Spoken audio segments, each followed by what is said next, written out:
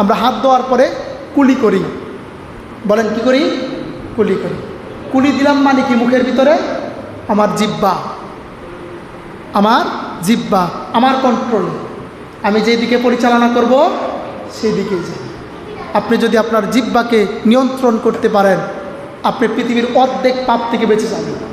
মানুষের সবচেয়ে বেশি পাপ হয় দুইটা কাজে, একটা হলো চোখ, 2 নাম্বারটা মুখ।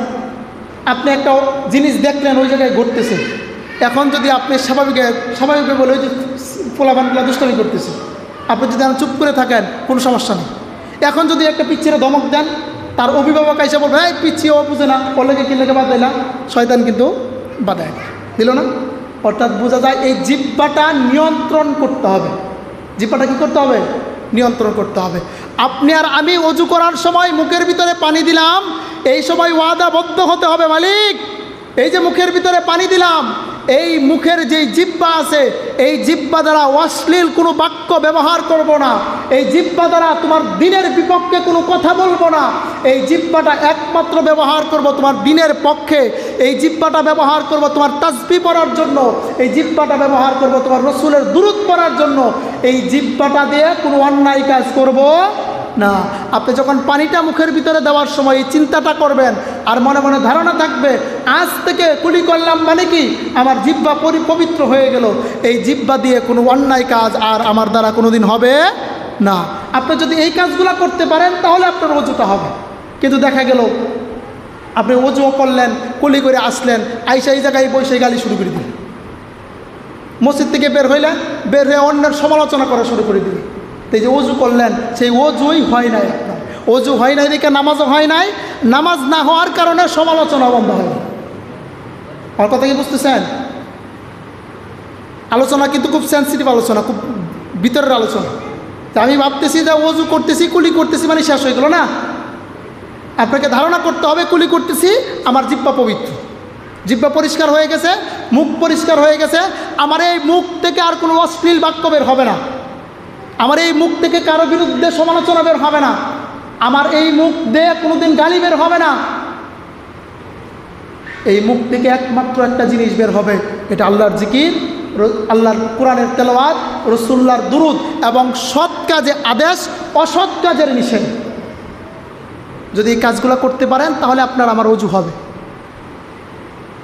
আরেকটা জিনিস মাথায় রাখতে হবে, আমরা যে খাবারগুলো ভক্ষণ করি, খাবারগুলো খাই, খেয়াল রাখতে হবে। এই অজু করার সময় মুখের ভিতরে পানি দিবেন আর মনে মনে ধারণা করবেন যে আল্লাহ মুখের ভিতরে পানি দিলাম, এই মুখের ভিতরে আর কোনো দিন কোনো হারাম খাবার দেব না। আমাদের সমাজে আজ নেশা অনেক বৃদ্ধি পেয়েছে, জায়গায় জায়গায় নেশা, মদ, গাঁজা অশ্লীল অবস্থা ধারণ করেছে, ভয়ঙ্কর অবস্থা ধারণ করেছে এই নেশা। আমার যুব সমাজ আজ ধ্বংসের শেষ প্রান্তে দাঁড়িয়ে আছে।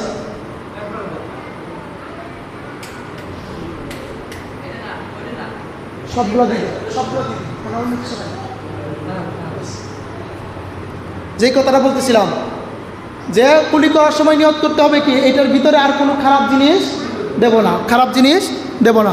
যেই জিনিসটা আমাদের সমাজে আজ নেশা এমনভাবে প্রভাব ফেলেছে, ভয়ঙ্কর অবস্থা, আপনি চিন্তাও করতে পারবেন না। ছোটো ছোটো পোলাপান, 10 বছর 12 বছরের পোলাপান সিগারেট গাঁজা খায়া বুড়ো হয়ে থাকে, প্রশাসন পর্যন্ত হাঁপায়ে যেতেছে, এগুলো ধরতে পারতেছে, এত ভয়ঙ্কর আকার ধারণ করছে। আল্লাহ রাব্বুল আলামিন এই সকল অভিশাপ থেকে মুসলিম উম্মাহকে হেফাজত করুক, বলেন আমিন। এই নেশা যেদিকে যাবে সেই দিক ধ্বংস হয়ে যাবে, একদম ধ্বংস হয়ে যাবে। যদি আপনি আর আমি অজু করি, অজু করার সময় চিন্তা করতে হবে এই মুখে আর কোনো দিন নেশা দেব না, সিগারেট বিড়ি আজ থেকে ছেড়ে দেব, আজ থেকে এই জিনিসগুলো পুরা দমে শেষ করে ফেলব। এরপরে আসতেছে আমরা কুলি করার পরে কি করি, নাকে পানি দেই, অর্থাৎ বুঝাইতেছে এই নাক দিয়ে কোনো খারাপ ঘ্রাণ আমরা গ্রহণ করব না। এরপরে সর্বশেষ আসছে আমরা মুখ ধৌত করি। যখন মুখ ধৌত করি, মুখের ভিতরে চোখ আছে, কি আছে? চোখ আছে। পাপের মূল কিসের? সমস্ত পাপের মূল। ইমামে গাজালি রহমাতুল্লাহ আলাইহি বলেছিলেন, চোখ নিয়ন্ত্রণ ব্যতীত পাপ নিয়ন্ত্রণ অসম্ভব, চক্ষু নিয়ন্ত্রণ ব্যতীত পাপ নিয়ন্ত্রণ অসম্ভব। আমাদের সমাজে দেখেন আজ জেনা ব্যভিচার কি পরিমাণে বাড়ছে, জায়গায় জায়গায় ধর্ষণ, রাহাজানি, কঠিন অবস্থা দেখতেছেন না? ছোট ছোট বাচ্চাগুলো ধর্ষণ হচ্ছে, বিভিন্ন জায়গায় মানুষ ধর্ষণ হচ্ছে, বিভিন্ন জায়গায় বিভিন্ন সমস্যা দেখা দিচ্ছে। এটার প্রধান কাজ হলো চোখ। প্রধান কাজ কি?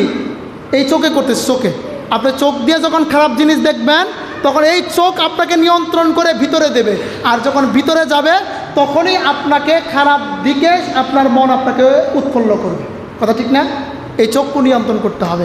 আপনি যখন মুখের ভিতরে পানি দিবেন তখন মনে মনে চিন্তা করতে হবে যে আল্লাহ, এই মুখের ভিতরে আমি পানি দিলাম, আমার চোখ ধৌত করলাম, আল্লাহ আমার চোখটাকে এমনভাবে পবিত্র করে দাও যেন এই চোখ দিয়ে যেন আমি আর কোনোদিন কোনো অশ্লীলতা না দেখি, এই চোখ দিয়ে যখন কোনো খারাপ দৃষ্টি না দেই, এই চোখ দিয়ে যখন কোনো খারাপ জিনিস না দেখি, এই চোখ দিয়ে যেন অন্যের ক্ষতি করার জন্য কোনো চেষ্টা না করি, এই চোখ দিয়ে চলার পথটা যেন আমার সহজ হয়, এই চোখ দিয়ে চলাটা যেন জান্নাতের পথে হয়।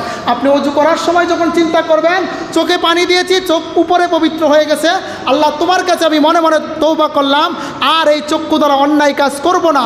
যখন এই ধারণাগুলো করবেন আপনার উপরের চোখ পানি দ্বারা পরিষ্কার হয়ে যাবে, ভিতরের তওবা দ্বারা আল্লাহ রাব্বুল আলামিন আপনার ভিতরের অন্তরের অবস্থা পরিবর্তন করে দেবে। আর সেই ওযু করলে, সেই ওযু দিয়ে নামাজ পড়লে নামাজ হবে, আর সেই নামাজ আপনাকে খারাপ কাজ থেকে বিরত রাখবে। কথা বুঝতে পারছেন? আমরা ভাবছি যে পানিতে হাত ধুইলাম, মুখ ধুইলাম, ওযু হয়ে গেল। না, এটা তো উপরের দিক, এগুলা ভিতরের দিক। আমরা মুখ ধৌত করলাম, হাত ধৌত করলাম, আসলাম মাথা মাসিহ করা। একটা জিনিস স্বাভাবিকভাবে খেয়াল করেন তো, হাতটা যদি ধৌত করি, হাত যদি ধৌত করি উপরের ময়লাগুলো যায় না? মুখ যদি ধৌত করি মুখের ময়লাগুলো যায় না?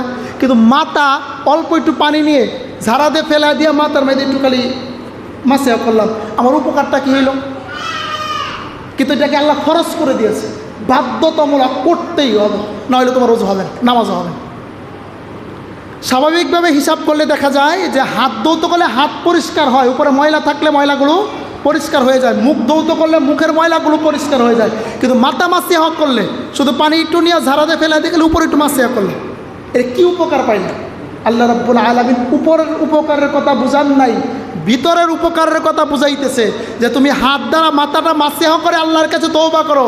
আল্লাহ এই যে মাথার ধরে তোমার কাছে তওবা করে নিলাম, এই মাথা দিয়ে আর কোনোদিন কোনো খারাপ চিন্তা মাথার ভিতরে আনবো না, এইটা দিয়ে মানুষকে খুন করার কোনো চিন্তা মাথার ভিতরে আনবো না, এইটা দিয়ে মানুষকে অন্যায়ভাবে হত্যা করার চিন্তাই মাথার ভিতরে আনবো না, এই মাথা দিয়ে কোনোদিন এই চিন্তা আনবো না যে আল্লাহ অন্যকে ধর্ষণ করব, অন্যের উপরে আঘাত করব, এই মাথা দিয়ে খারাপ কোনো চিন্তা করা যাবে না।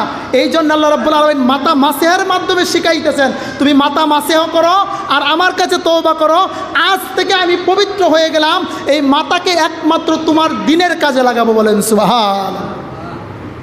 কথা বুঝতে পারছেন? আরে নর্মালি বোঝা যায় মাথা মাসিহ করলে আমার কোনো উপকারই আসতেছে আসে না, কারণ চুলের আগায় একটু ভিজেও কিছু আর ভিজেও না, পানি ঝাড়াতে ফেলাই দিই।